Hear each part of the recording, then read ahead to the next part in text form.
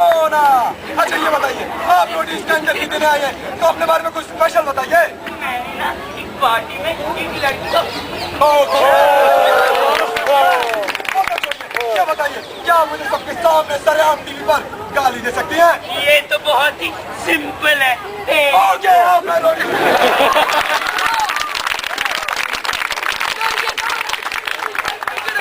अब आपको चलते हैं लीड इंडिया कैंपेन के टास्क की तरफ। और यहाँ लीड इंडिया कैंपेन में सारे टास्क शुरू हो चुके हैं। आइए हम पूछते हैं वो लोग क्या कर रहे हैं। हाँ तो रमेश आप क्या कर रहे हैं? मैं यार बच्चों को स्कूल मैं रेन वाटर हार्वेस्टिंग का प्रोजेक्ट चला रहा हूँ। और बताइए आप? मैं यहाँ आंगनबाड़ी संस्था चला रही हूँ। और काका आप? मैं फॉर टाइम भी खुद को चला रहा हूँ। अब आपको ले चलते हैं रोडी 5.0 के टास्क की तरफ। अब हम देखने वाले हैं दुनिया का सबसे कठिन डांस, नागिन 5।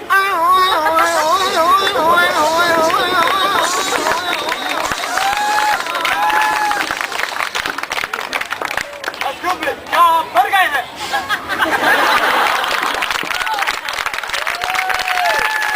हमारे रोडी 5.0 के विनर। इसी के साथ आज हमारा प्रसारण यहाँ पे समाप्त होता है। तो देखा आपने, हमारा यूथ स्ट्रीम पाने के लिए, ग्लैमर पाने के लिए रोडी दादागिरी जैसे रियलिटी शोज में जाकर बेवकूफी से बेवकूफी भरी हरकत करने को भी तैयार हो जाता है। अरे बेवकूफी?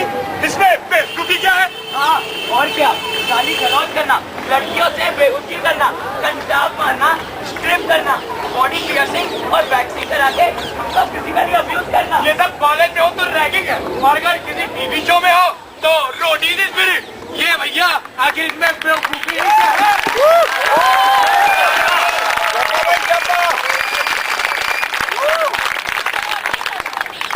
अगर हम अपनी संस्कृति, अपनी सभ्यता, अपने स्वाभिमान के साथ खेल करके अपना करियर बनाने के लिए कास्टिंग काउच जैसी चीजों में इंडल्ज होते तो इसमें बेवकूफी क्या है?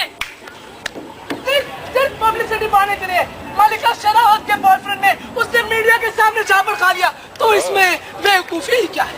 अगर कोई बाइकर स्टैंड के नाम से फेमस होने के लिए मोटरसाइकिल पर सवार हो, बेगुनाह लोगों को गोलियां से बूंद दे, तो भाई इसमें बेवकूफी क्या? माना कि हमारे यूथ से कभी-कभी थोड़ी बेवकूफी हो जाती है। खत्म नहीं हुई मेरे दोस्त। शेरू में सौरभ भैया, वैभव, संदूजा एक लड़के से चैट करती थी, चोरी चोरी, छुपके छुपके, स्क्रैप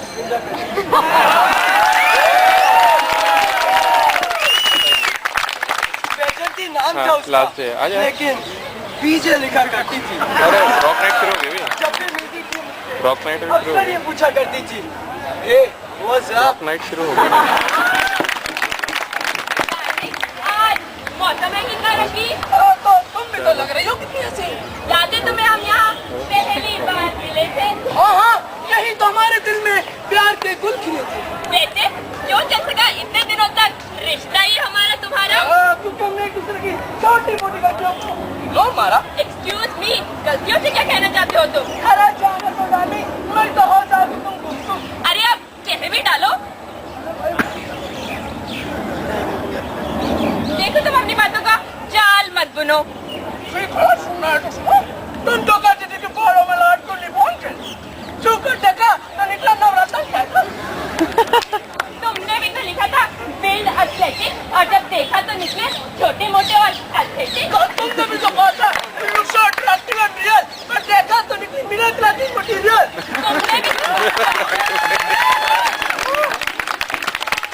तुमने भी तो कहा था tattoo on the back, tattoo on the back, और जब देखा तो निकला मतलब अगली एंड ब्लैक।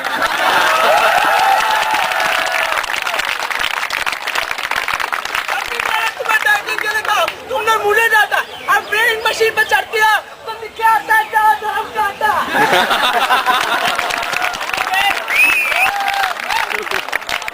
कहा था आते हैं जूडो कराटे, और अब बच्चे बच्चे तुम्हें आगे मार जाते हैं निकलता। मजा आ गया यार, आज तो अपने दिल याद दिला दिए यार तुमने। वो सब तो ठीक है, लेकिन क्या तुमने एक बात पर गौर किया? वो क्या? वो ये कि दोनों ने अपने लिए एक अलग ही सपनों की दुनिया बना रखी थी, और इस लाइफ में वो अपने आप को वैसे ही देखते हैं जैसे कि वो आइडली बनना चाहते हैं, यानी कि अपने वानबी वर्ल्ड में। अरे यार मगर अभी इतनी उम्मीद क्या है? भाई साहब इस उम्र में अकबर ने पूरे भारत फतेह कर लिया था और हमारा आज का यूथ तो अपने सपनों की दुनिया से निकलना ही नहीं चाहता और जिस दिन वो रियलिटी को फेस करता है, real life problems, real life situation जिसके सामने आती है तो वो टूट के बिखर जाता है। यहाँ तक अपनी जिंदगी के साथ खेलकर खुदकुशी जैसे फैसले भी कर लेता है। भटका दर और घर सिर्फ मायूसी मिली। मैंने तो सोची थी महफिल, मुझको खामोशी मिली। टूटी जो शब्दों की दुनिया, रास आया ना जहां, छिन गई सारी खुशी। अब बता जाऊं कहां, खत्म कर दे ऐ खुदा तू मेरी अज़ियत को यही, खत्म कर दे ऐ खुदा तू मेरी अज़ियत को यही, जो किसी कोई ख्वाहिश तो बाकी।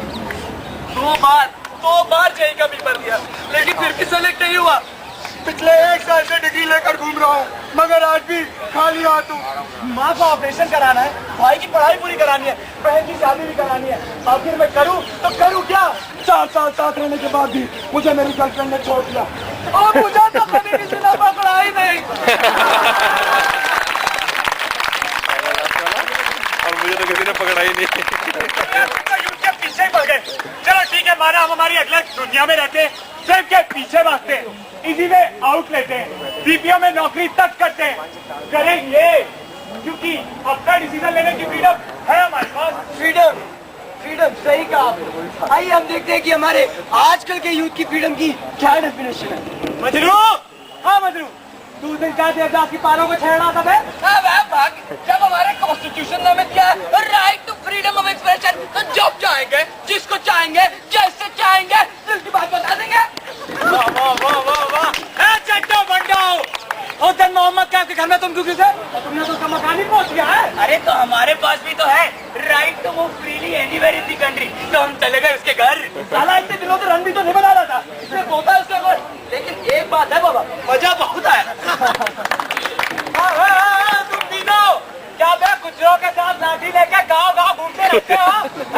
अरे हमें भी दिया सरकार ने right to assemble peacefully without arms, और हम तो असेंबल पीसफुली ही हुए थे। तो भैया रिजर्वेशन नहीं देंगे तो तोड़ फोड़ तो बनती है।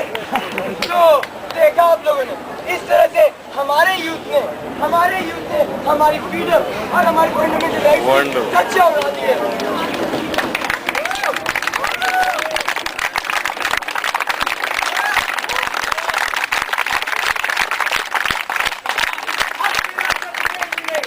हक विरासत में मिले उनका क्यों अपमान है?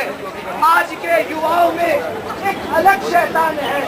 कर जो चाहे तू तो बनने पलट कर देख ले, ये वही मुल्क है जहाँ अधिकार ही अभिमान है।